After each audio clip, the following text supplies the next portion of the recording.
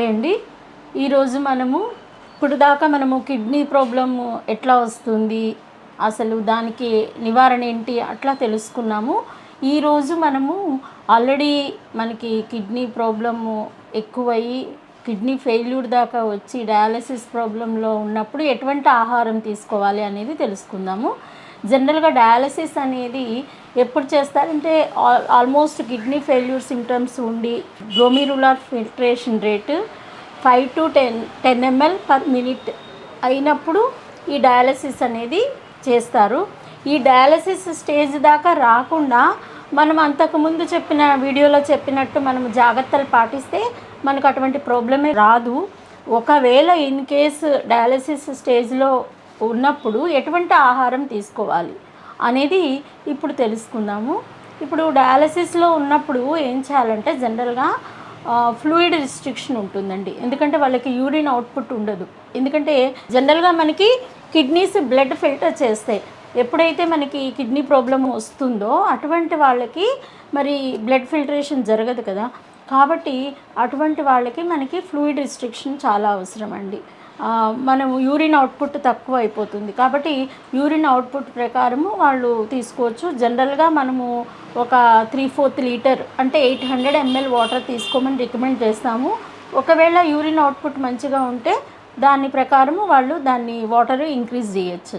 So next ఏంటి అంటే salt consumption బాగా తగ్గించాలండి.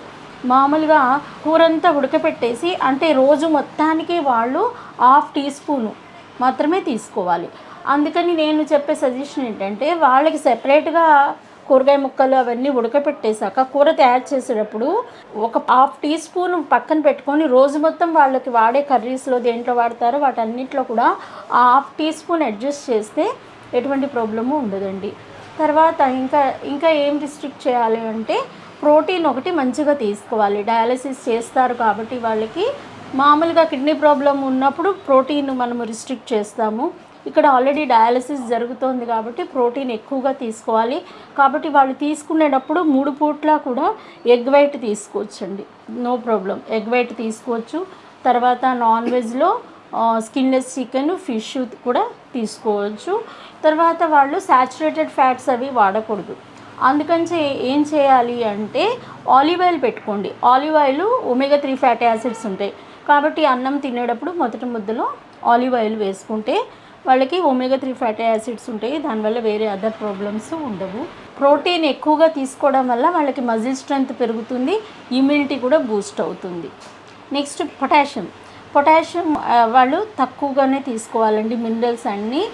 కాబట్టి మనము ఏంటి అంటే ప్లాంట్ బేస్డ్ ఫుడ్స్ తీసుకుంటే బెస్ట్ అండి. యానిమల్ ఫుడ్స్ కంటే వాళ్ళకి పొటాషియం తక్కువగా ఉండాలి అంటే ప్లాంట్ బేస్డ్ ఫుడ్స్ తీసుకుంటే బెస్ట్. తర్వాత ఇంకా మనము టెస్ట్లు చేయించుకున్నప్పుడు పొటాషియం లెవెల్స్ ఎక్కువ ఉన్నాయనుకోండి బ్లాంచింగ్ చేయడం బెస్ట్ అండి.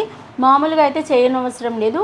ఒకవేళ పొటాషియం ఎక్కువగా ఉంటే బ్లాంచింగ్ అంటే ఎక్కువ వాటర్లో కూరగాయ ముక్కలు ఉడకబెట్టేసి ఆ నీళ్ళన్నీ పారబోసి ఆ కూరగాయ ముక్కలు వాడుకోవాలి.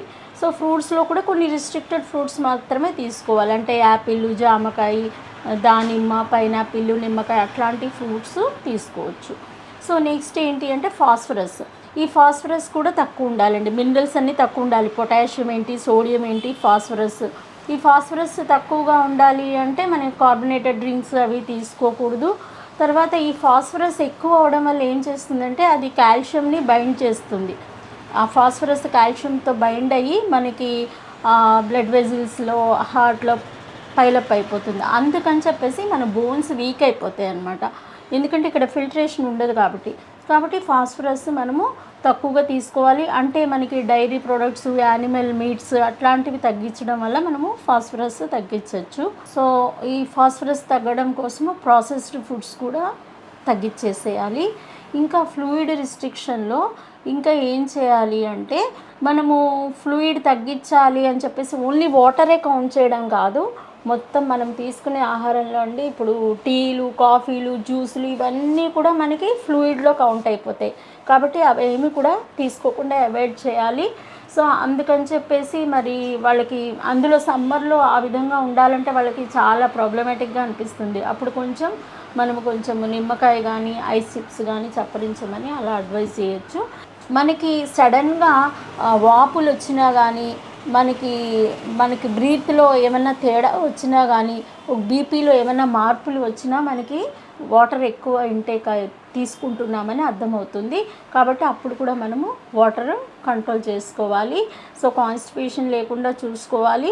ఫైబర్ మంచిగా తీసుకోవచ్చు, నో ప్రాబ్లం. అంటే ఫ్రూట్స్ మంచిగా తీసుకోవాలి. ఇప్పుడు మనము సోడియం తగ్గించడం వల్ల మనకి దాహం కూడా తగ్గుతుందండి. ఎలాగో ఫ్లూయిడ్ రిస్ట్రిక్షన్ ఉంది కాబట్టి ఈ సోడియం తగ్గించడం వల్ల దాహం తగ్గుతుంది. తర్వాత బ్లడ్ ప్రెషర్ కూడా కంట్రోల్లో ఉంటుంది. డయాబెటీస్ కూడా కంట్రోల్లో ఉంచుకోవాలి. ఈ విధంగా ఆహారం జాగ్రత్తగా తీసుకొని మనము ఈ నియమాలన్నీ కూడా ఆహార నియమాలు పాటిస్తూ మనం డయాలసిస్ చేయించుకుంటే చాలా రోజులు జీవించవచ్చండి.